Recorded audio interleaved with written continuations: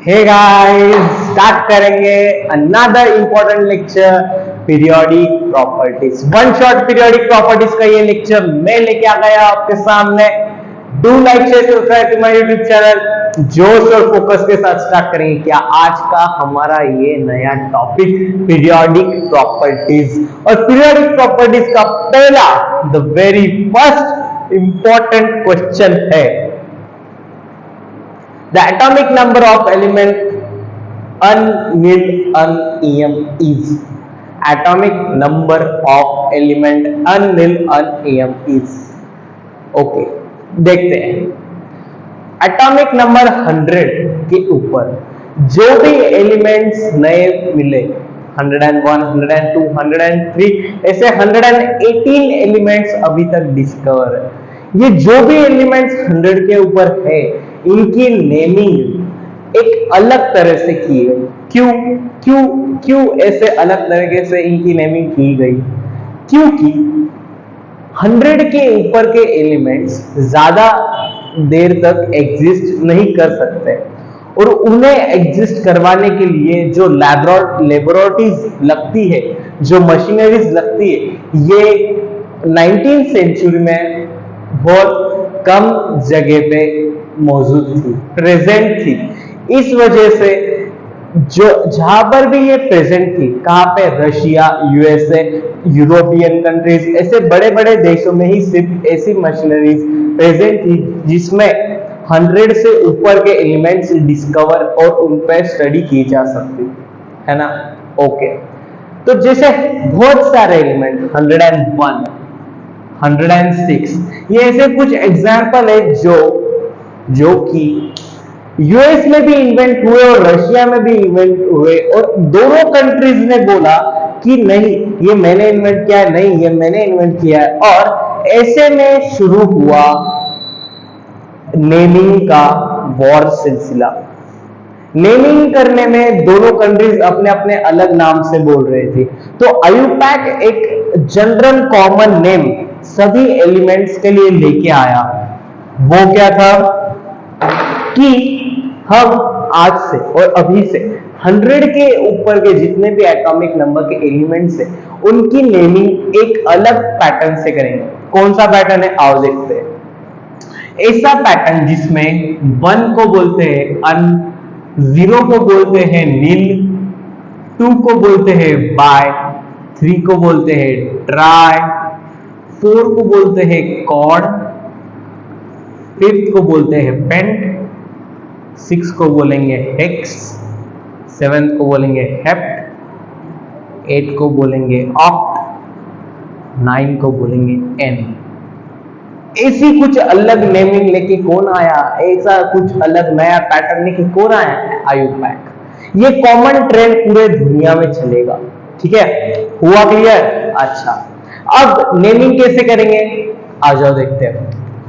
अगर कोई एलिमेंट है, मान लो 118, ठीक है, 118 एटॉमिक नंबर एलिमेंट की मुझे क्या करनी है?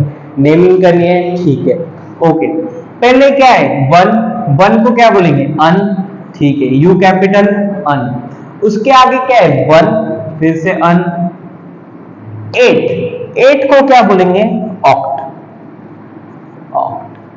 और खुद से नेमिंग के एंड में आपको क्या लगाना है? IUM। क्या लगाएंगे? IUM। नेम क्या हो गया? अनऑक्टियम। ऐसे आप कितने भी एलिमेंट्स आगे जो भी डिस्कवर हुए उनकी नेमिंग ऐसे ही करेंगे, है ना। अगर 120 नंबर का एलिमेंट, एटॉमिक नंबर का एलिमेंट इन्वेंट होता है तो इसकी नेमिंग क्या होगी? इसकी नेमिंग होगी 1 का क्या है? अन, 2 को क्या बोलेंगे? बाय, 0 को बोलेंगे नील, आगे हम लगाएंगे IUM, अन बाय नील ईयम, है ना। ओके, जैसे हर एक एटॉमिक नंबर का अपना एक नाम होता है और वैसे ही उसका क्या होता है? एक सिंबल होता है। सोडियम का सिंबल है Na, क्लोरीन का है Fe, नियॉन का है Ne, नाइट्रोजन का है N। वैसे इनका भी कुछ सिंबल है।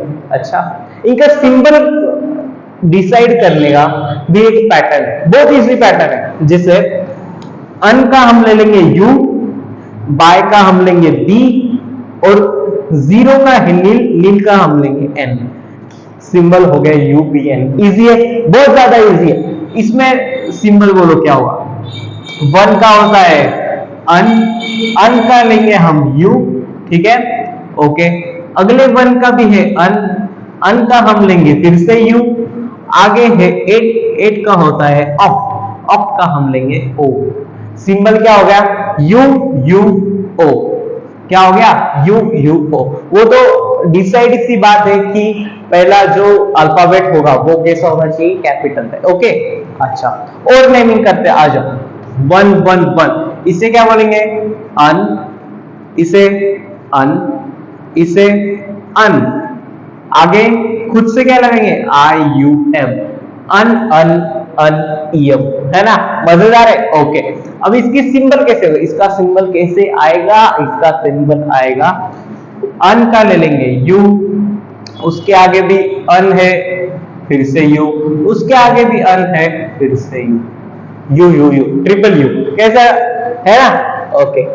अच्छा, अब क्वेश्चन है, बताओ कि कौन सा एटॉमिक नंबर है जिसका नाम अनिल अनियम है। इजी है, क्या करेंगे, पहले क्या है अन, यानी कि वन, नील, नील किसका है, जीरो जीरो, फिर से क्या है अन, अन का है वन, यानी कि 101 का नाम क्या है भैया, अनिल अनियम, ओके, हुआ क्लियर, ठीक है।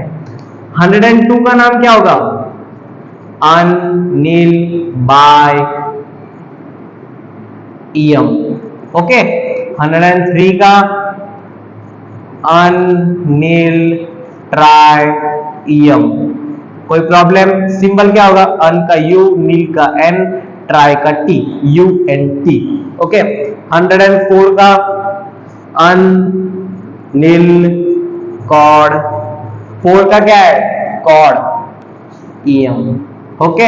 आप तक इससे पहले जब आपको नहीं पता था तो आप जनरल पीरियोडिक टेबल में की नेमिंग देखते थे तो कितनी डिफिकल्ट लगती थी, है ना, हमें भी बहुत डिफिकल्ट लगती थी, हमें समझ ही नहीं आता ये कैसे नाम है, अनिल अनकॉर्डियम अनिल अन ईएम, ये क्या होता है ना, पर ये बहुत ज्यादा इजी, ये सबसे ज्यादा इजी है, ओके।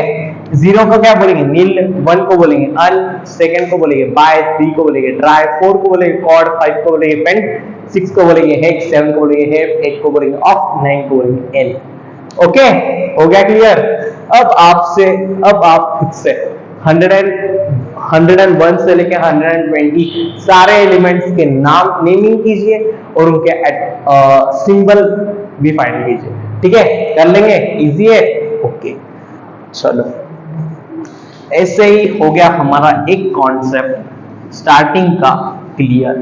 देखो ये चीज इजी थी पर कभी कभी जेई नीट में पूछ लेता है एनटीए, ओके, इसलिए आपको पता होनी चाहिए। कभी कभी क्या, ये जो आपने क्वेश्चन देखा ये भी एक प्रीवियस ईयर जेई क्वेश्चन ही था, ओके, और अगर जेई में आ सकती है तो नीट में तो पक्का आएगा, ठीक है। चलो नेक्स्ट क्वेश्चन देखते हैं, another interesting. in general the property that shows an opposite trend is first ionization enthalpy,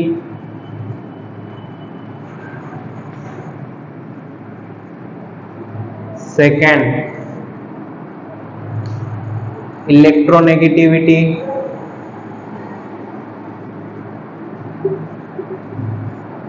third electron gain enthalpy,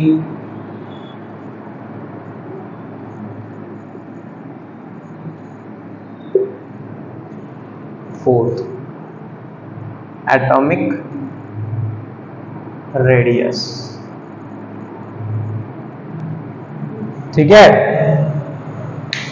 okay. चलो आ जाओ देखते हैं क्या होता है, हर एक चीज डिटेल में देखेंगे। डू लाइक शेयर सब्सक्राइब, जोश और फोकस के साथ देखेंगे, ठीक है, इंपॉर्टेंट है क्योंकि, ओके, फोकस बना रहना चाहिए, okay.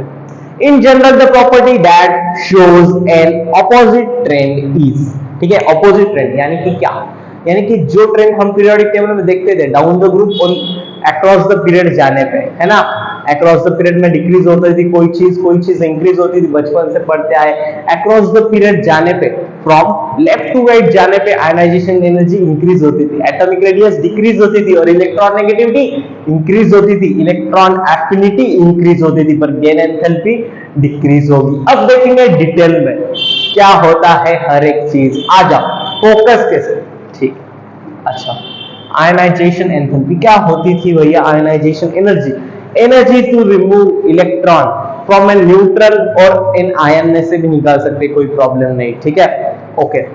Energy to remove an electron from its outermost orbit, from its outermost orbit, ध्यान से, ठीक है, from its outermost orbit is called ionization enthalpy, ठीक है, ओके। यानी कि सोडियम, ठीक है, वर्ल्ड बेस्ट एग्जांपल है भैया सोडियम, ये आ गया आपका न्यूक्लियस, ये आ गया शेल, ये हो गया first second third shell, fourth भी बना लेते, ओके। फर्स्ट में 2 इलेक्ट्रॉन, सेकंड में 8 इलेक्ट्रॉन्स, 5 6 7 8, थर्ड में 1 इलेक्ट्रॉन, ओके। अच्छा, हमेशा कोई भी एटम, न्यूट्रल आइसोलेटेड एटम क्या चाहता है, स्टेबिलिटी चाहता है, और वो स्टेबिलिटी कैसे आएगी, ऑक्टेट रूल फॉलो करके, अपने लास्ट ऑर्बिट में ऑक्टेट 8 इलेक्ट्रॉन्स प्रेजेंट होने पे वो क्या होगा, स्टेबल होगा, है ना। अच्छा, अब सोडियम क्या करना चाहेगा, अपना 1 इलेक्ट्रॉन लूज करेगा, और इस शेल में तो ऑलरेडी 8 इलेक्ट्रॉन्स प्रेजेंट है ना, 1 इलेक्ट्रॉन्स लूज करने पे ये बन जाएगा Na+, ओके, क्या बनेगा, सोडियम Na+, और Na+ बनने पे आप देख सकते हो जो इसका आउटरमोस्ट ऑर्बिट है, सेकंड ऑर्बिट, वो क्या हो गया, ऑक्टेट, 8 इलेक्ट्रॉन्स कंप्लीट है, यानी कि अब Na+ क्या हो गया, अब Na+ सोडियम हो गया स्टेबल, कैसे, Na+ फॉर्म करके, ठीक है, क्यों, क्योंकि इसने अब एक नोबल गैस कॉन्फ़िगरेशन अटेन की, ठीक है, अटेन की, ओके, कोई प्रॉब्लम।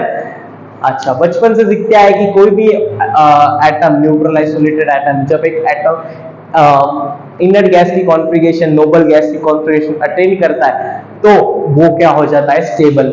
सोडियम ने कौन से एलिमेंट की कॉन्फ़िगरेशन अटेन की है, सोडियम ने अटेन की है नियॉन की, नियॉन का एटॉमिक नंबर कितना होता था, 10, कॉन्फ़िगरेशन 1s2 2s2 2p6, हो गए सेकेंड शेल में 8 इलेक्ट्रॉन्स, इससे ज्यादा इलेक्ट्रॉन्स नियॉन के पास नहीं है, सेम कॉन्फ़िगरेशन हो गई अब भैया सोडियम की भी, ओके, हुआ क्लियर। अच्छा, ये इलेक्ट्रॉन लूज करने में ही, ये जो इलेक्ट्रोस्टैटिक फोर्स था किसमें और किसमें था, सोडियम में, जब यहाँ एक इलेक्ट्रॉन था तो न्यूक्लियस और इलेक्ट्रॉन का जो इलेक्ट्रोस्टैटिक फोर्स था, ओके, क्या बोला मैंने, न्यूक्लियस और इलेक्ट्रॉन आउटर मोस्ट ऑर्बिट जो हमको निकालना है ना, उनके बीच में जो इलेक्ट्रोस्टैटिक फोर्स था, वो फोर्स को ओवरकम करने के लिए जो एनर्जी चाहिए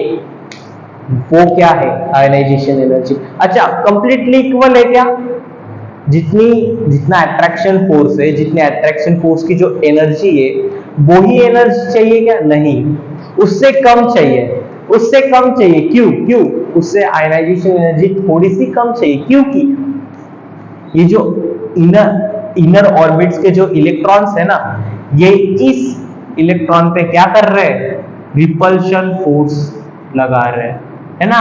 इलेक्ट्रॉन में क्या होगा, रिपल्शन फोर्स, और प्रोटॉन और इलेक्ट्रॉन्स में क्या होगा, अट्रैक्शन फोर्स, ओके। तो इलेक्ट्रॉन्स मिलके लगा रहे हैं रिपल्शन, प्रोटॉन न्यूक्लियस लगा रहा है इलेक्ट्रॉन पे अट्रैक्शन, दोनों का रिजल्टेंट फोर्स जो होगा वो अट्रैक्शन ही होता है, तभी तो एक इलेक्ट्रॉन शेल में रिवॉल्व कर पाता है ना। अगर रिपल्शन फोर्स ज्यादा होता तो क्या ये इलेक्ट्रॉन कभी रिवॉल्व कर पाता?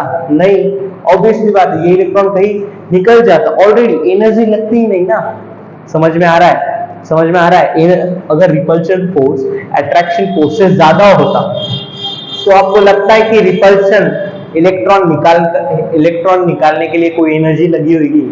नहीं, क्योंकि ऑलरेडी रिपल्शन ज्यादा है, ऑलरेडी खुद के पास ही इतना फोर्स है ढकलने का, तो वो बाहर से एनर्जी क्यों लगाएगा कोई, है ना? पर नहीं, पर हमें क्या पता चला कि एक एटम एग्जिस्ट करता है, और एक एटम एग्जिस्ट करता है यानी कि जो इलेक्ट्रोस्टैटिक फोर्स ऑफ अट्रैक्शन है न्यूक्लियस और इलेक्ट्रॉन के बीच, ये इस रिपल्शन फोर्स से भी ज्यादा है। और ये जो नेट फोर्स है, नेट अट्रैक्शन फोर्स है, कैसा? Attraction between this force minus repulsion, वो जो नेट अट्रैक्शन फोर्स आ रहा है, नेट रिजल्टेंट, वो ही ओवरकम करने के लिए, उस फोर्स को ओवरकम करने के लिए हमें क्या करना पड़ता है? एनर्जी प्रोवाइड करनी पड़ती है, और वही एनर्जी को हम कहते हैं क्या? Ionization enthalpy. हुआ क्लियर? जोश बना है, फोकस बना है, तो इजी लगेगा। ठीक है, नहीं समझ में आया तो फिर से पीछे जाइए, वीडियो में आराम से देखे रहिएगा। Do like share subscribe. ठीक है, अच्छा आ जाओ और थोड़ा डीप जाते हैं हम। ओके, अच्छा इसमें ही देखते हैं। अब जब मैंने पहला इलेक्ट्रॉन रिमूव कर लिया, ठीक है, पहला इलेक्ट्रॉन रिमूव कर लिया, अब अटेंड हो गया, नोबल गैस कॉन्फ़िगरेशन अटेंड हो गई, अब कोई प्रॉब्लम नहीं है। ठीक है, एग्जाम्पल देखते हैं हम मैग्नीशियम का, जिसमें है आउटर मोस्ट इलेक्ट्रॉन दो आउटर मोस्ट इलेक्ट्रॉन है। ठीक है, अच्छा अब क्या हुआ भैया? अब हमें निकालने हैं 2 इलेक्ट्रॉन। ओके, ठीक है, अब पहली जो आयनाइजेशन एंथैल्पी दी IE1, ये होगी फर्स्ट इलेक्ट्रॉन को रिमूव करने के लिए। फर्स्ट इलेक्ट्रॉन रिमूव करके क्या फॉर्म होगा? Mg प्लस इलेक्ट्रॉन, है ना। इसमें एनर्जी कौन सी लगी? आयनाइजेशन एनर्जी फर्स्ट, और सेकंड इलेक्ट्रॉन रिमूव करने में हमें लगी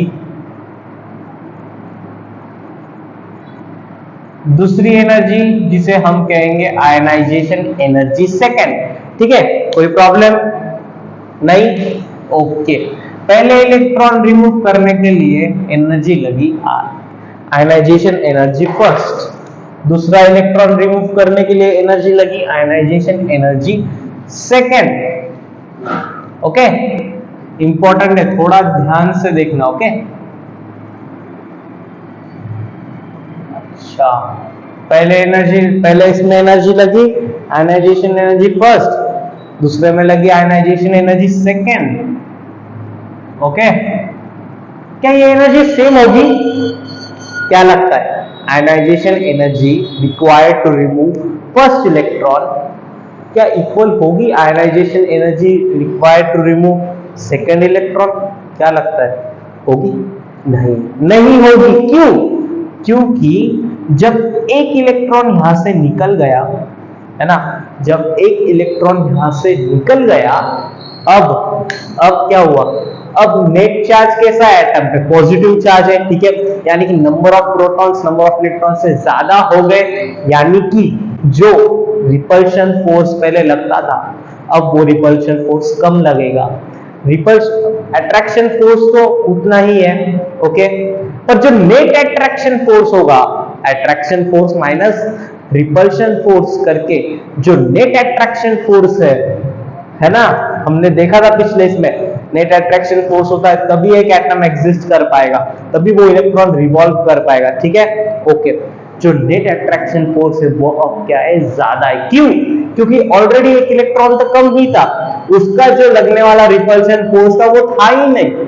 Mg प्लस बनने के बाद जो एक इलेक्ट्रॉन रह गया, अब इस पे जो फोर्स रिपल्शन फोर्स लग रहा है वो Mg के मुकाबले कम है। ठीक है, पहले यहाँ पे एक इलेक्ट्रॉन था, ओके, इस पे भी कुछ रिपल्शन फोर्स लग रहे थे, दोनों पे कुछ अट्रैक्शन फोर्स भी था, कुछ सब्सट्रैक्ट करके नेट अट्रैक्शन फोर्स आ रहा था। ओके, कोई प्रॉब्लम नहीं। अब हमने आयनाइजेशन एनर्जी फर्स्ट देखे, फर्स्ट इलेक्ट्रॉन रिमूव किया और फॉर्म किया Mg+। अब क्या हुआ, अब नंबर ऑफ इलेक्ट्रॉन्स कम है, यानी अब रिपल्शन फोर्स कम लगेगा, प्रोटॉन्स ज्यादा है। अच्छा, प्रोटॉन्स ज्यादा है तो अट्रैक्शन फोर्स इंक्रीज होगा? नहीं, नेट अट्रैक्शन फोर्स इंक्रीज होगा। अट्रैक्शन फोर्स तो उतना ही है अभी भी, पर जो नेट अट्रैक्शन फोर्स है, attraction force minus repulsion force करके जो नेट अट्रैक्शन फोर्स आता था वो क्या है भैया, अब वो ज्यादा है। अच्छा, वो ज्यादा है तो अब क्या करना पड़ेगा, अब इस इलेक्ट्रॉन को रिमूव करने के लिए हमें ज्यादा एनर्जी देनी पड़ेगी, तभी जाके ये इलेक्ट्रॉन क्या होगा, रिमूव होगा। अच्छा, ये इसे कौन सी एनर्जी देनी है, इसे आयनाइजेशन एनर्जी सेकेंड देनी है, ये वाली, तब जाके फॉर्म होगा Mg+2। तो हमने क्या देखा, हमने ये देखा कि आयनाइजेशन एनर्जी सेकेंड ज्यादा है, आयनाइजेशन एनर्जी फर्स्ट है, ठीक है। और ऐसा नहीं है कि सेकेंड ही फर्स्ट से ज्यादा, नहीं, हर एक सक्सेसिव इंक्रीजिंग आयनाइजेशन एनर्जी पिछले वाले से ज्यादा होती है, यानी कि ionization energy 4, ionization energy 3, ionization energy 2, ionization energy 1, ये ऐसी इंक्रीजिंग होती है हमेशा। ऐसे कितने भी आगे आयनाइजेशन एनर्जी, हुआ क्लियर, हुआ क्लियर। आयनाइजेशन एनर्जी फर्स्ट कौन सी एनर्जी है, energy to required first electron. Ionization energy second कौन सी है, energy to require, energy required to remove second electron. हुआ क्लियर, ठीक है। बढ़ते हैं अगले कॉन्सेप्ट की ओर। अच्छा, आपको ये सब तो पता है ना कि ionization energy across the period from left to right increase होती है, डाउन द ग्रुप डिक्रीज होती है, across the period from left to right increase क्यों होती है, क्योंकि एटॉमिक रेडियस डिक्रीज होती है, एटॉमिक रेडियस डिक्रीज होता है और अट्रैक्शन फोर्स बिटवीन प्रोटॉन और इलेक्ट्रॉन्स ज्यादा होता है। क्यों, क्योंकि number of protons across the period बढ़ने पे ज्यादा हो रहे हैं, एटॉमिक नंबर इंक्रीज हो रहा है। अब आप बोलेंगे भैया रिपल्शन इलेक्ट्रॉन्स भी तो उतने ही बढ़ रहे हैं, है ना, इलेक्ट्रॉन्स उतना बढ़ रहा है, पर जो नेट अट्रैक्शन फोर्स है वो रिपल्शन फोर्स से ज्यादा बढ़ रहा है, तभी एटम क्लोजर, रेडियस छोटी हो रही है और अक्रॉस द पीरियड जाने पे हमें ज्यादा एनर्जी देनी पड़ रही है उस इलेक्ट्रॉन को रिमूव करने में। हुआ क्लियर, हुआ क्लियर, बने, आगे बढ़े, ठीक है, ओके। यानी कि ऑक्सीजन में लगने वाली एनर्जी किससे ज्यादा है, सॉरी, फ्लोरीन के इलेक्ट्रॉन को निकालने की एनर्जी ऑक्सीजन से कम है। पर आपको पता है एक चीज, आपको एक चीज पता है, देखते हैं, आ जाओ, नाइट्रोजन की एनर्जी ऑक्सीजन से ज्यादा होती है। नाइट्रोजन के इलेक्ट्रॉन को निकालने वाली एनर्जी ऑक्सीजन से ज्यादा होनी चाहिए, तब भी कौन सी एनर्जी, आयनाइजेशन एनर्जी। कैसे, आपने बोला था across the period from left to right ज्यादा होनी चाहिए, यानी कि ऑक्सीजन नाइट्रोजन से ज्यादा होना चाहिए था, पर नाइट्रोजन कैसे आगे आगे देखते क्या हुआ। नाइट्रोजन, इसकी कॉन्फ़िगरेशन है 1s2 2s2 2p3 और ऑक्सीजन है 1s2 2s2 2p4। पिछले ही लेक्चर में हमने ये बात देखी थी क्रोमियम के इलेक्ट्रॉनिक कॉन्फ़िगरेशन के वक्त एटॉमिक स्ट्रक्चर में कि भैया हाफ फिल्ड सबशेल और फुल्ली फिल्ड सबशेल की एनर्जी अलग ही होती है, अलग स्टेबिलिटी होती है, ठीक है। नाइट्रोजन हाफ फिल्ड सबशेल है 2p3 और ऑक्सीजन 2p4 है, हाफ फिल्ड नहीं है, है ना। हाफ फिल्ड सबशेल जो होते हैं उनकी एनर्जी अलग ही होती है, स्टेबिलिटी अलग ही लेवल पे होती है और वो अपने आसपास के एलिमेंट से उनकी आयनाइजेशन एनर्जी ज्यादा होती है। यानी कि नाइट्रोजन के राइट साइड में कौन है, ऑक्सीजन, लेफ्ट साइड में कार्बन, यानी कि नाइट्रोजन की जो आयनाइजेशन एनर्जी है कार्बन से तो ज्यादा ही है, क्योंकि across the period from left to right ionization energy increases, पर ऑक्सीजन से भी ज्यादा है। क्यों, क्योंकि उसका सबशेल हाफ फिल्ड है। नोट करने जैसी बात है भैया, बहुत इंपॉर्टेंट डिस्कशन कर लिया हमने अभी में। और एक एग्जांपल कौन सा है, मैग्नीशियम का। मैग्नीशियम में इस तरफ आता है सोडियम, मैग्नीशियम, एल्यूमिनियम। मैग्नीशियम का अच्छा, ये तो क्लियर है कि सोडियम की मैग्नीशियम से कम होगी, है ना, ठीक है। अच्छा, मैग्नीशियम की कॉन्फ़िगरेशन क्या है? 1s2 2s2 2p6 3s2, ठीक है। एल्यूमिनियम की कॉन्फ़िगरेशन क्या है? 1s2 2s2 2p6 3s2 3p1। कुछ आया समझ में? कुछ हुआ है क्लियर कि मैग्नीशियम का जो लास्ट सब्शन था वो फुल्ली फिल्ड है और जो पी सब्शन है वो तो हाफ फिल्ड भी नहीं है, है ना। हमने अभी क्या देखा? फुल्ली फिल्ड और हाफ फिल्ड सब्शेल की एनर्जी स्टेबिलिटी अलग होती है, ठीक है, अलग लेवल पे होती है, इसलिए मैग्नीशियम ज्यादा स्टेबल है एल्यूमिनियम से। कैसे कंपेयर किया? लास्ट जो सबशेल होगा जिसमें इलेक्ट्रॉन जा रहा है उससे कंपेयर करेंगे, ठीक है, क्योंकि उसी से हमें इलेक्ट्रॉन निकालना है ना, हमें आउटर मोस्ट ऑर्बिट से ही इलेक्ट्रॉन निकालना है। ओके, क्लियर हुई बात? ओके, अच्छा, यानी कि एनर्जी ऑर्डर कैसे आएगा आयनाइजेशन एनर्जी का? एल्यूमिनियम फिर मैग्नीशियम, आयनाइजेशन एनर्जी। अच्छा, हमेशा आयनाइजेशन एनर्जी जब कंपेयर करते हैं तो फर्स्ट इलेक्ट्रॉन निकालने का ही कंपेयर करते हैं, ठीक है। ओके, ये भी कौन सा हुआ? आयनाइजेशन एनर्जी फर्स्ट लिखूं या सिर्फ आयनाइजेशन एनर्जी लिखूं? क्लियर है कि वो फर्स्ट इलेक्ट्रॉन रिमूव करने की ही एनर्जी है। ओके, ये भी हो गया हमारा एक इंपॉर्टेंट ट्रेंड। ओके, सब नोट कर लेंगे। ये वाला किसका है? मैग्नीशियम का। ये भी एक हो गया आयनाइजेशन एनर्जी का ट्रेंड। कर लो स्क्रीनशॉट या पॉज करके आराम से लिख लो, ठीक है। ओके भैया, ओके सर जी, बढ़ेंगे अगले कॉन्सेप्ट की ओर। पूरा का पूरा आयनाइजेशन एनर्जी हमने खत्म कर दिया है। ओके, और जो भी होगा अलग से वो आगे क्वेश्चन में सॉल्व करते रहेंगे, ठीक है। अच्छा, अभी तक एक ही हुआ है भैया, अभी हमें इलेक्ट्रोनेगेटिविटी सीखनी है। इलेक्ट्रोनेगेटिविटी कुछ नहीं है, ज्यादा इजी, बहुत ज्यादा इजी कॉन्सेप्ट है। इलेक्ट्रोनेगेटिविटी सिंपल है भैया कि इलेक्ट्रोनेगेटिविटी है एक tendency shared pair of electrons अपने ओर खींचने की, है ना। अगर मैं आपसे बोलूं हाइड्रोजन और ऑक्सीजन मिलके बनाते हैं H2O, है ना, ये हमें पता है, ठीक है। कुछ ऐसा बनता है। ओके, यहाँ पे भी दो इलेक्ट्रॉन होते हैं, यहाँ पे भी एक दो इलेक्ट्रॉन्स होते हैं, एक ऑक्सीजन ने शेयर किया, एक हाइड्रोजन ने शेयर किया, दोनों ने मिलकर एक शेयर पेयर भी बनाया, सिंगल कोवैलेंट बॉन्ड बनाया, ठीक है। ये सब बातें सही है एकदम, ओके, ठीक है। पर डिफरेंस क्या आ रहा है? डिफरेंस आता है उनके इलेक्ट्रोनेगेटिविटी में। देखा गया कि ऑक्सीजन की इलेक्ट्रोनेगेटिविटी ज्यादा होती है हाइड्रोजन से, इस वजह से ऑक्सीजन पे आता है -2 चार्ज और हाइड्रोजन पे आता है +1 चार्ज।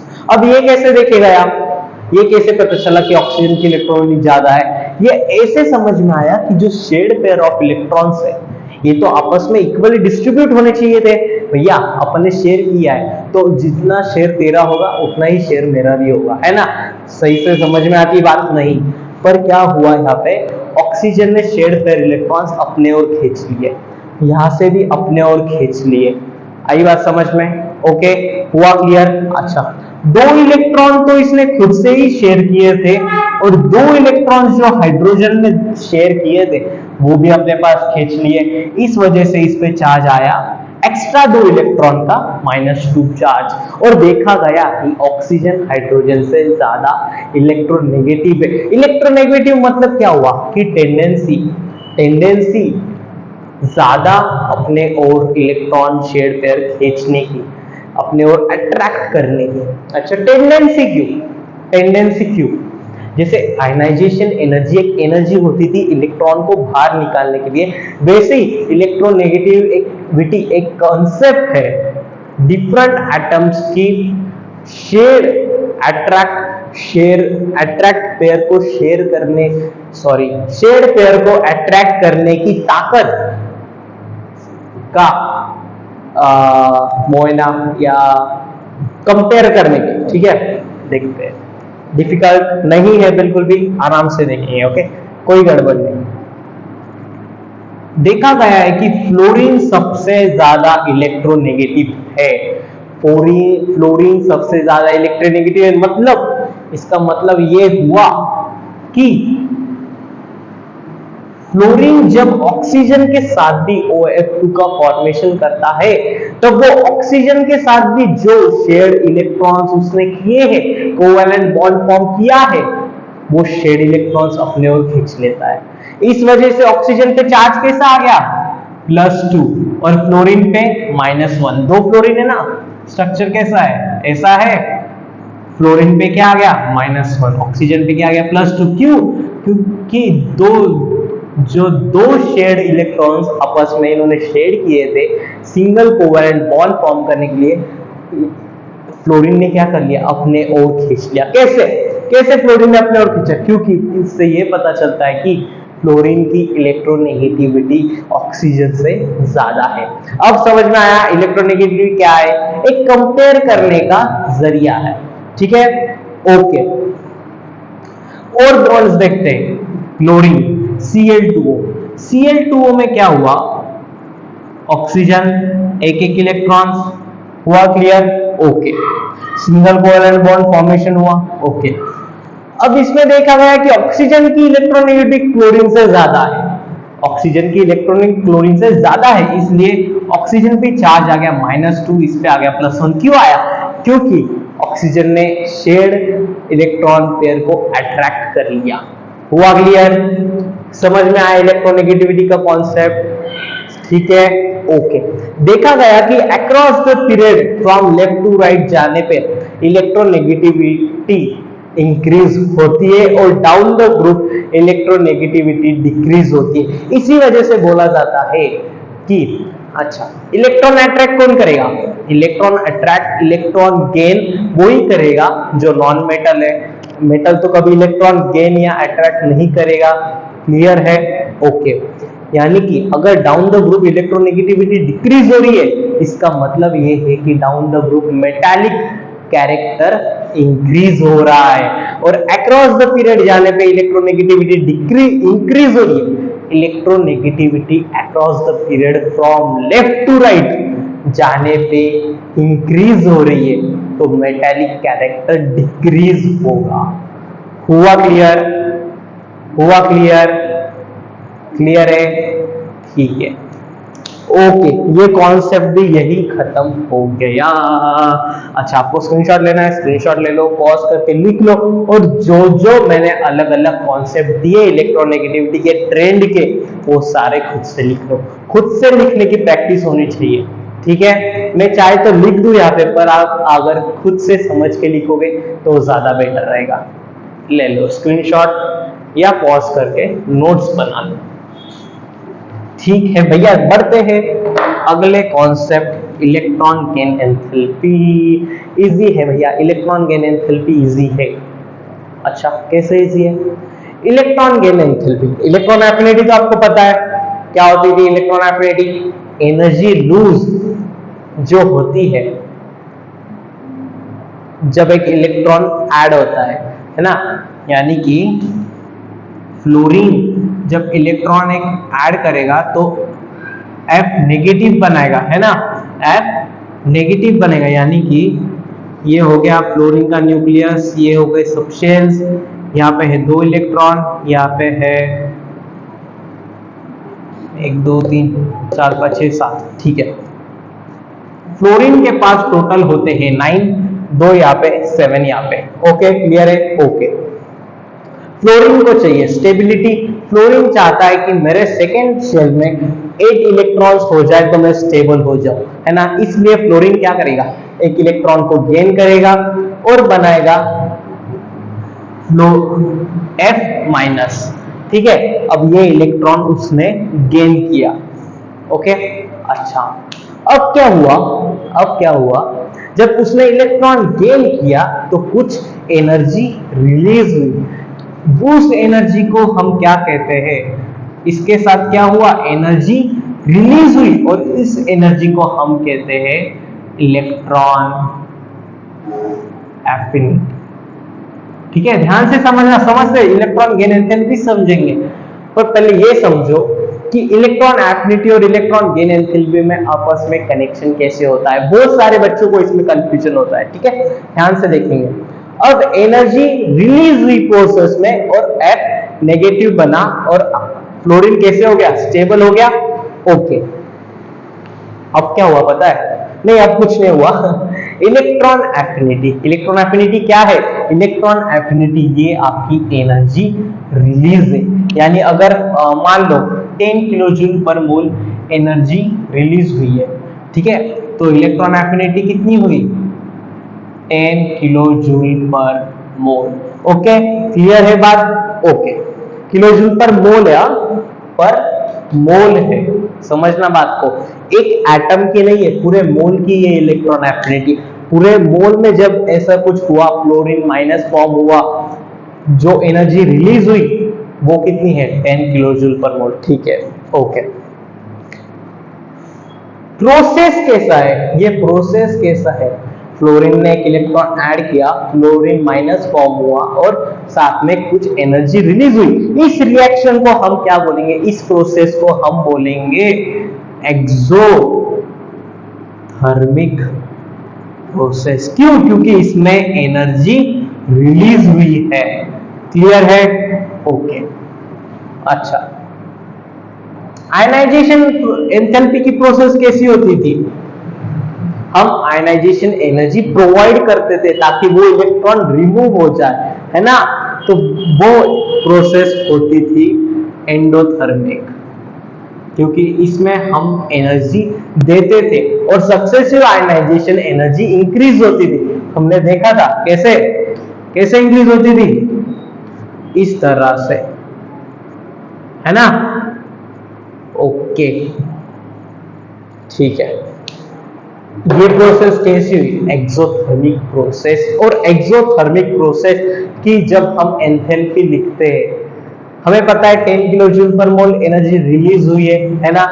अब जब मैं इस प्रोसेस की इलेक्ट्रॉन गेन एंथैल्पी लिखूंगा तो लिखूंगा -10 किलो जूल पर मोल, -10 लिखूंगा, +10 नहीं लिखूंगा, क्योंकि ये एक एंथैल्पी है। इलेक्ट्रॉन एफिनिटी की तो डेफिनेशन ही है कि जितनी एनर्जी रिलीज हुई वो है आपकी इलेक्ट्रॉन एफिनिटी, पर इलेक्ट्रॉन गेन एंथैल्पी अगर एनर्जी प्रोसेस में रिलीज हो रही है तो वो नेगेटिव होती है, और अगर सेम केस में अगर आयनाइजेशन एंथैल्पी देखोगे तो वो पॉजिटिव होती है। क्यों, क्योंकि एनर्जी गेन होती है, प्रोसेस में एनर्जी दी जाती है। हुआ क्लियर, हुआ क्लियर, यानी कि इलेक्ट्रॉन गेन एंथैल्पी होता है क्या, minus of electron affinity.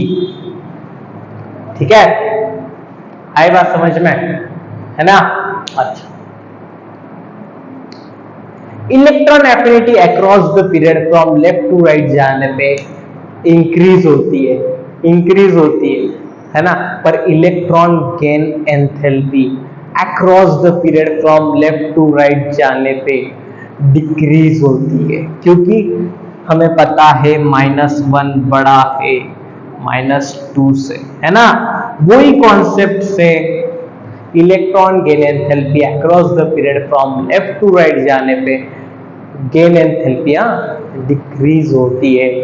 Okay, electron affinity down the group आने पे इंक्रीज होती है, decrease, electron affinity down the group आने पे डिक्रीज होती है, और electron gain enthalpy down the group आने पे इंक्रीज होती है।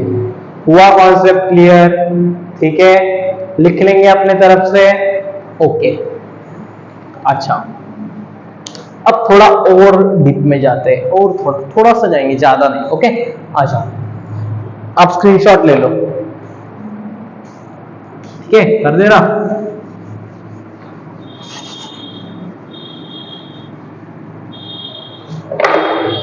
अगला केस देखते हैं, ऑक्सीजन का। ऑक्सीजन ने एक इलेक्ट्रॉन गेन किया, एनर्जी रिलीज हुई, इलेक्ट्रॉन एफिनिटी 1। सेम केस यहाँ पे भी होगा। ओके, क्या बना? O negative. फिर से उसने इलेक्ट्रॉन अट्रैक्ट किया, इलेक्ट्रॉन एफिनिटी 2 फॉर्म किया, O नेगेटिव। ओके, क्लियर है? अच्छा, ठीक है। कैसे बन गया ऑक्सीजन? यहाँ पे ऑक्सीजन है, न्यूक्लियस है, 2 इलेक्ट्रॉन्स,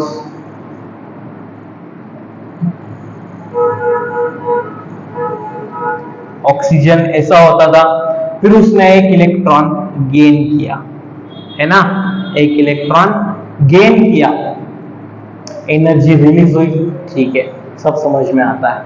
ठीक है, अब सिस्टम में क्या हो गया? अब सिस्टम में नंबर ऑफ इलेक्ट्रॉन्स प्रोटॉन्स से ज्यादा हो गए, दिख रहा है हमें। अब हमारे पास अब ऑक्सीजन में टोटल 8 प्रोटॉन्स है, पर इलेक्ट्रॉन्स टोटल 9 है, यानी नंबर ऑफ इलेक्ट्रॉन्स अब प्रोटॉन से ज्यादा हुए। यानी कि अब अगर जब हम सेकेंड इलेक्ट्रॉन को गेन करेंगे और यहाँ पे बैठाएंगे, ठीक है, गेन तो वो करेगा, क्यों? क्योंकि उसे स्टेबिलिटी चाहिए, नियॉन की कॉन्फ़िगरेशन, नोबल गैस की कॉन्फ़िगरेशन अटेंड करनी है, ऑक्टेट रूल है, 8 इलेक्ट्रॉन्स आउटर सबशेल में चाहिए, इलेक्ट्रॉन तो वो गेन करेगा।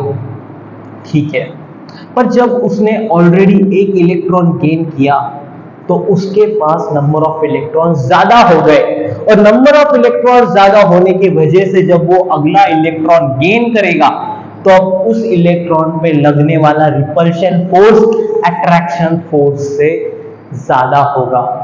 कब तक? जब तक वो न्यूक्लियस के विसिनिटी में, यानी कि उसके रेंज में ना आ जाए, उसके इलेक्ट्रोस्टैटिक फोर्स के रेंज में ना आ जाए, तब तक रिपल्शन फोर्स ज्यादा लगेगा।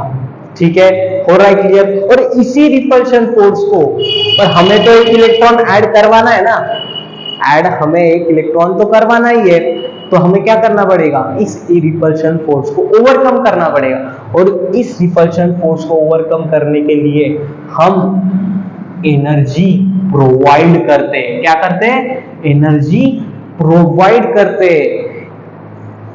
O नेगेटिव से प्लस इलेक्ट्रॉन करने में, O-2 जाने में एनर्जी रिलीज नहीं होती है, एनर्जी देनी पड़ती है। यानी कि इस केस में इलेक्ट्रॉन एफिनिटी कैसा हो गया भैया? नेगेटिव। और इस केस में इलेक्ट्रॉन एफिनिटी है पॉजिटिव। और जिस केस में आपको एनर्जी देनी पड़े उस केस में इलेक्ट्रॉन गेन एंथैल्पी कैसी होगी? पॉजिटिव। और इस केस में इलेक्ट्रॉन गेन एंथैल्पी कैसी है? नेगेटिव। हुआ क्लियर? जो हाई फोकस हाई है आपका। ठीक है, यानी कि सक्सेसिव इलेक्ट्रॉन गेन एंथैल्पी भी क्या हो रही है? बढ़ रही है। हुआ क्लियर? ठीक है, पर इलेक्ट्रॉन एफिनिटी पहले पॉजिटिव थी फिर नेगेटिव हो गई, यानी कि वो क्या हो रही है? डिक्रीज हो रही है। हुआ क्लियर? हुआ क्लियर? ठीक, स्क्रीनशॉट निकाल लीजिए या पॉज करके आराम से लिख लीजिए।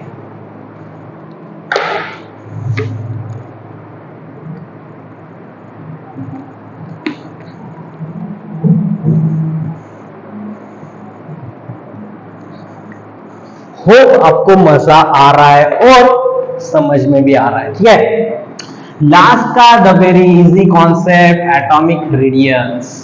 एटॉमिक रेडियस कुछ नहीं है हमें और आपको सबको पता है, across the period from left to right जाने पे एटॉमिक रेडियस इंक्रीज होती है, decrease, sorry, atomic radius across the period from left to right जाने पे डिक्रीज होती है, डाउन द ग्रुप आने पे इंक्रीज होती है। ये हम बचपन से सीखते आ रहे कि क्यों हो रहा है। न्यूक्लियर चार्ज इंक्रीज हो जाता था लेफ्ट टू राइट जाने पे, डाउन द ग्रुप आने पे नया शेल ऐड होता है। ठीक है, सिखाने की जरूरत नहीं है। ओके, अच्छा, क्वेश्चन क्या था? ऑपोजिट ट्रेंड पे पहचानना था। Across the period down the group का अपोजिट ट्रेंड कौन शो कर रहा है, ठीक है। Ionization enthalpy across the period जाने पे इंक्रीज हो रही है, डाउन द ग्रुप आने पे डिक्रीज हो रही है, ठीक है। इलेक्ट्रोनेगेटिविटी अक्रॉस द पीरियड जाने पे इंक्रीज हो रही है, डाउन द ग्रुप आने पे डिक्रीज हो रही है। Electron gain enthalpy atomic radius across the period decrease हो रही, डाउन द ग्रुप इंक्रीज हो रही। Electron gain enthalpy across the period decrease हो रही है, डाउन द ग्रुप इंक्रीज हो रही है। ऑपोजिट ट्रेंड किसमें नजर आया? Ionization enthalpy across the period जाने पे इंक्रीज होती थी, down the group decrease. Electronegativity across the period increase होती है, डाउन द ग्रुप डिक्रीज होती है। Electron gain enthalpy across the period decrease होती है, डाउन द ग्रुप इंक्रीज होती है। Atomic radius across the period decrease होती है, डाउन द ग्रुप इंक्रीज होती है। यानी कि ये दोनों मिलके एक ट्रेंड शो कर रहे हैं, कैसा? Across the period increase, down the group decrease, ठीक है, आएगा समझ में।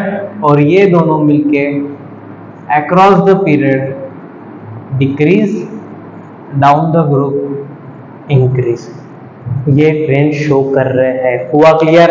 ठीक है। इलेक्ट्रॉन गेन एंथैल्पी की जगह अगर इलेक्ट्रॉन एफिनिटी होती तो इलेक्ट्रॉन एफिनिटी भी अक्रॉस द पीरियड इंक्रीज होती है, डाउन द ग्रुप डिक्रीज होती है।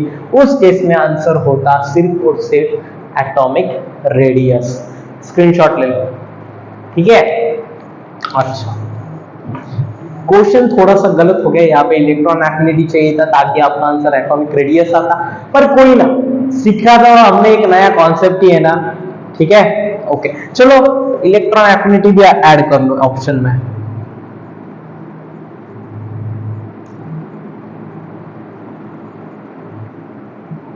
कैसा होता था? अक्रॉस द पीरियड जाने पे इंक्रीज, डाउन द ग्रुप आने पे डिक्रीज, ठीक है। यानी मल्टीपल चॉइस क्वेश्चन, MCOD क्या है आपका आंसर? स्क्रीनशॉट ले लो, ठीक है। आ जाओ, बढ़ते हैं। ये कुछ हो गया हमारा बहुत ज्यादा बड़ा लेंदी क्वेश्चन, कुछ छोटा सा नया सा बढ़िया सा क्वेश्चन करते हैं सॉल्व। आ जाइए, चलो।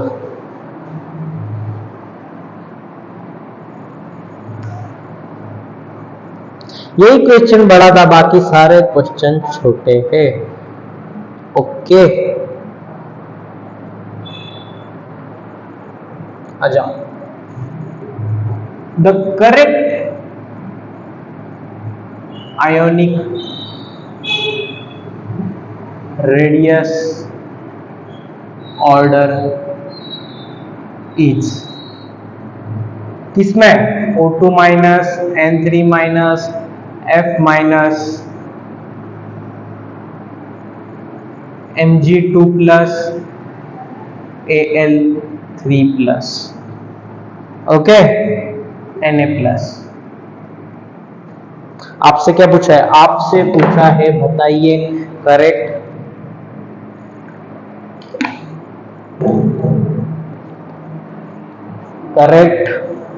क्या? करेक्ट एटॉमिक रेडियस का ऑर्डर, ठीक है। अच्छा, ये सारे एटम्स, आयंस कैसे है? ये सारे आयंस है आइसो इलेक्ट्रॉनिक। इसका मतलब क्या हुआ? इसका मतलब ये हुआ कि इनमें नंबर ऑफ इलेक्ट्रॉन्स कितने हैं? सेम है। ऑक्सीजन में number of electrons O2 minus में 10, N3 माइनस में 10, F माइनस में 10, Mg2 प्लस में 10, Al3 प्लस में 10, Na प्लस में भी 10। सारे में नंबर ऑफ इलेक्ट्रॉन्स 10 है। सारे क्या है? आइसो इलेक्ट्रॉनिक आयंस है। ओके, ठीक है। इन आइसो इलेक्ट्रॉनिक आयंस की एक खासियत होती है। कैसी खासियत? अगर आप इनका Z बाई E का रेशो कैलकुलेट करें, Z क्या है? Atomic number divide by number of electrons का रेशो अगर कंपेयर करें तो हम कंपेयर कर सकते हैं क्या? Atom ionic radius. कैसे, आओ देखते हैं। O2 माइनस का Z/E कैसे होगा, कितने 8 क्या है ऑक्सीजन का एटॉमिक नंबर, इलेक्ट्रॉन्स कितने 10, ओके। इसमें 7/10, ओके।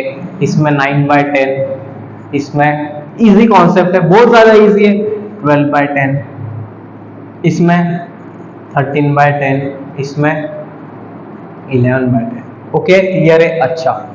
11/10, 13/10, Z/E। Z क्या है, एटॉमिक नंबर यानी कि नंबर ऑफ प्रोटॉन्स, E क्या है, number of electrons, okay.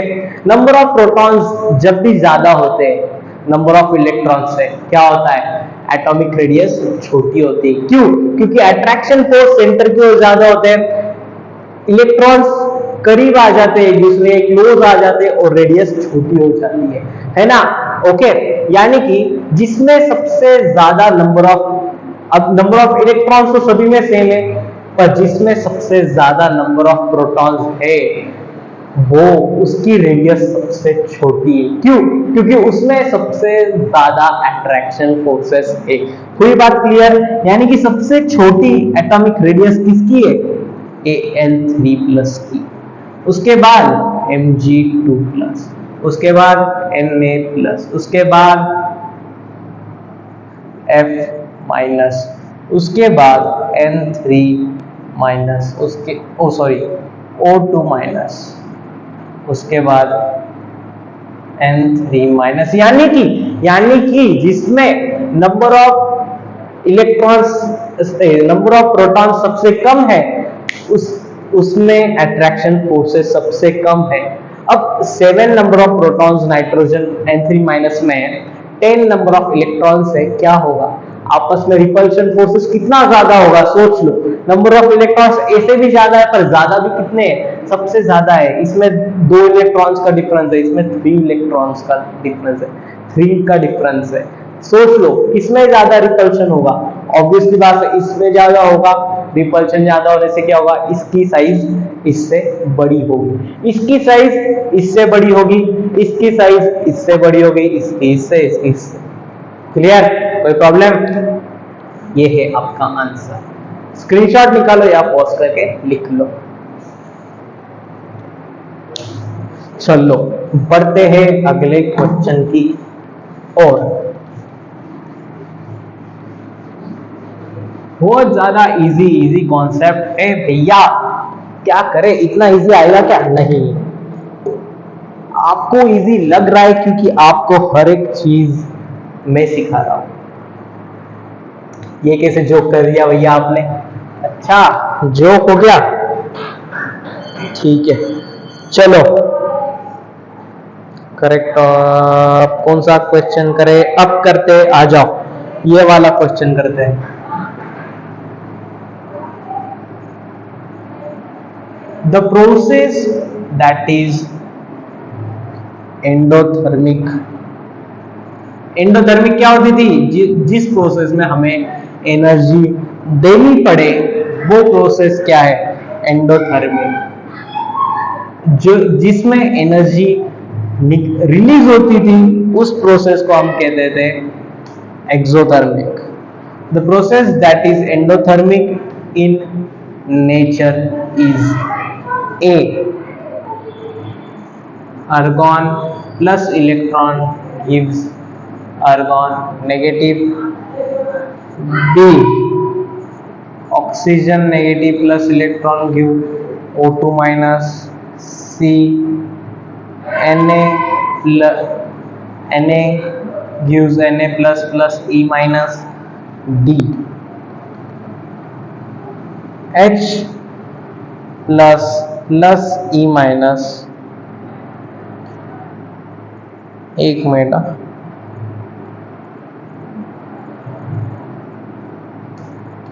H plus plus E minus form H minus.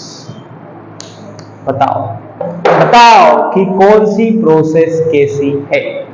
अच्छा अब भी दिखा देते हैं, आ जाइए।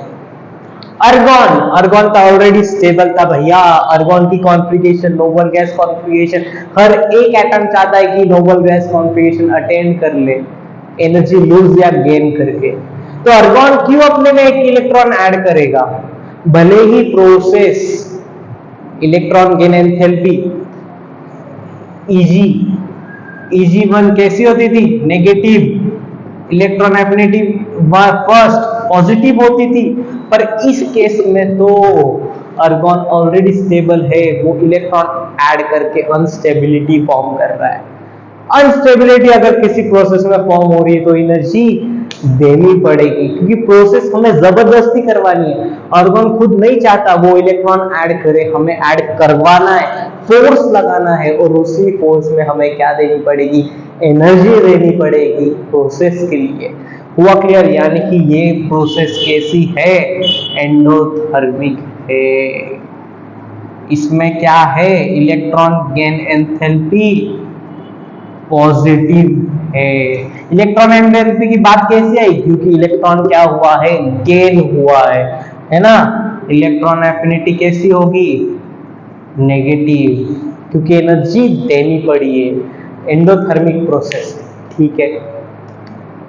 सेकेंड प्रोसेस, ऑक्सीजन ने अपने में एक इलेक्ट्रॉन ऐड किया है और O2 माइनस का फॉर्म किया। अभी हमने देखा है कि जब भी ऑक्सीजन माइनस इलेक्ट्रॉन ऐड करता है तो रिपल्शन फोर्स ज्यादा होता है, और उसी रिपल्शन फोर्स में इलेक्ट्रॉन ऐड करने के लिए बाहर से एनर्जी देनी पड़ती है।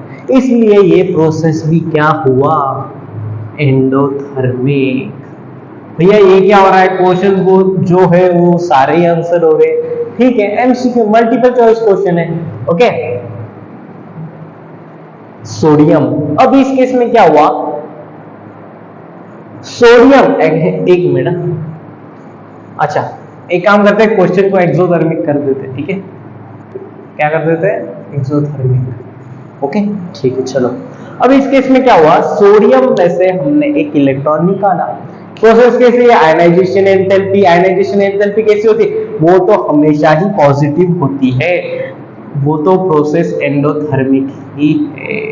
किसी भी इलेक्ट्रॉन को निकालने के लिए एनर्जी देनी ही पड़ती है, ओके ठीक है।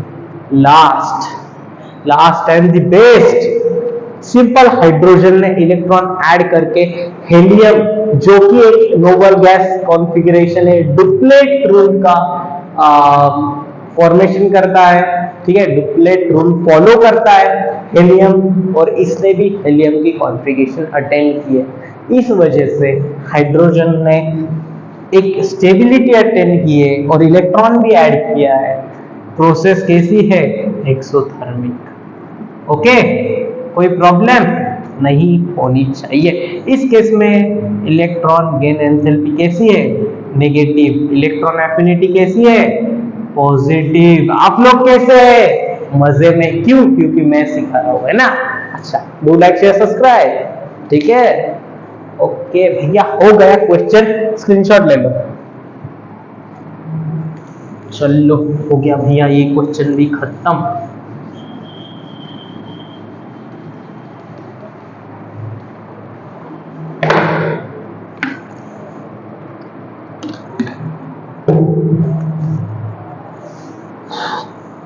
आ जाओ, बढ़ते हैं अगले क्वेश्चन की ओर। अगला क्वेश्चन कैसा ले? आ जाओ।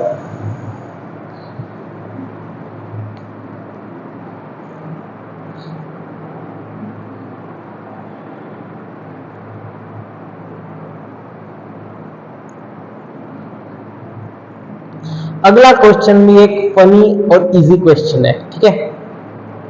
अच्छा ठीक है, देखते हैं कितना फनी और कितना इजी है।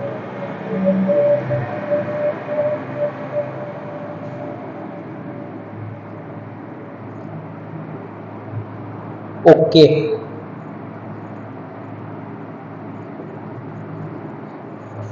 पर अगला क्वेश्चन भी वैसे ही है जैसे हमने पहले क्वेश्चन किए। इस वजह से मुझे लग रहा है वो क्वेश्चन लेके फायदा नहीं है, और आपका ये वीडियो, आपका ये टॉपिक भी अब खत्म हो चुका है। Do like share subscribe. अभी के लिए टाटा बाय बाय। पर अपने आप से खूब सारे क्वेश्चन सॉल्व कीजिएगा, खूब सारी प्रैक्टिस कीजिएगा। कोई भी डाउट आता है तो कमेंट सेक्शन में मेंशन कीजिए, मैं जरूर रिप्लाई करूंगा। अभी के लिए tata bye bye. Do like share subscribe.